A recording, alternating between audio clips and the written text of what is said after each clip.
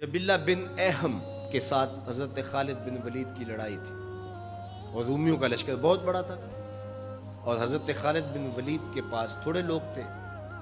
लेकिन हुआ ऐसा कि हज़रत खालिद बिन वलीद जिस जंग में भी गए हैं फतह के परचम गाड़ के आए, लेकिन ये पहली जंग थी कि जिसमें उनका पल्ला भारी दिखाई दे रहा था और इनके कदम उखड़ रहे थे।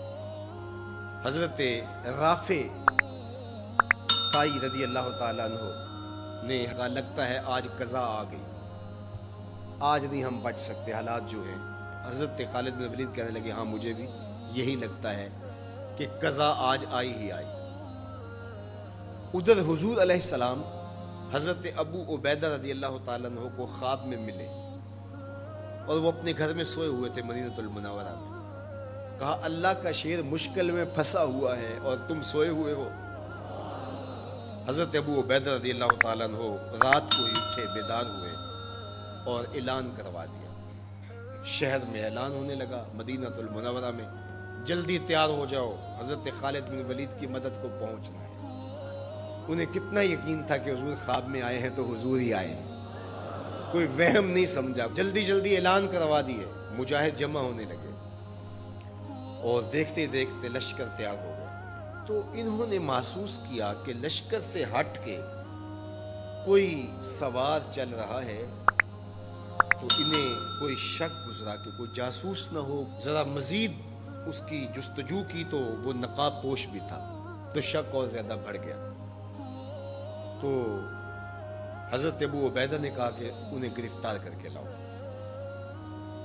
ये जासूस है, कौन है, हम इसकी तफ्तीश तो करें। तो खैर उन्होंने घेर लिया उनको, उनके घोड़े को अबू उबैदा के करीब ले आए। हज़रत अबू उबैदा ने कहा, तुम कौन हो?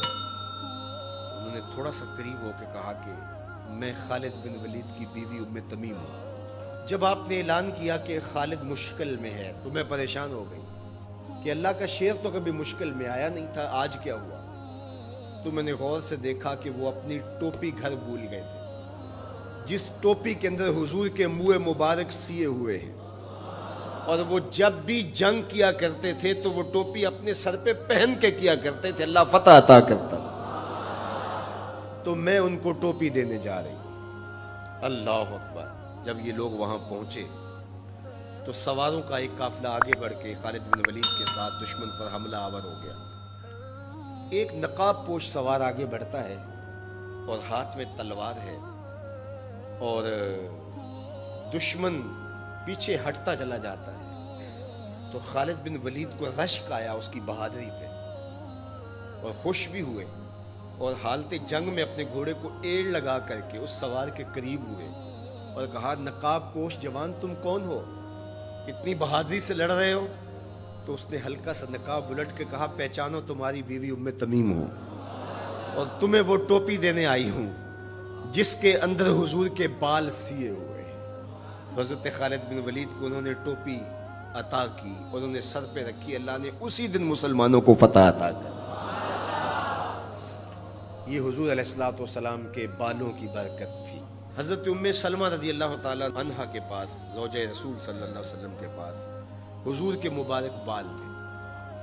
हज़रत उस्मान बिन अब्दुल्ला रज़ी अल्लाह ताला अन्हु कहते हैं कि मदीने में अगर किसी को नज़र लग जाती या कोई बीमार पड़ जाता तो वो उम्मे सलमा सलामुल्लाह अलैहा के पास आ जाते, तो वो फिर डबिया से बाल निकालती और पानी के गिलास में उन बालों को जुम्बश देती और उन बालों की बरकत से वो पानी जब बीमार पीता अल्लाह उसको शिफा अता करता।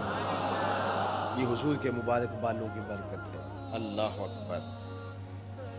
और एक दिन हुजूर गुस्ल करके आए और स्याह रंग के मुबारक बालों, अल्लाह अकबर, का हुस्न और नुमाया हुआ।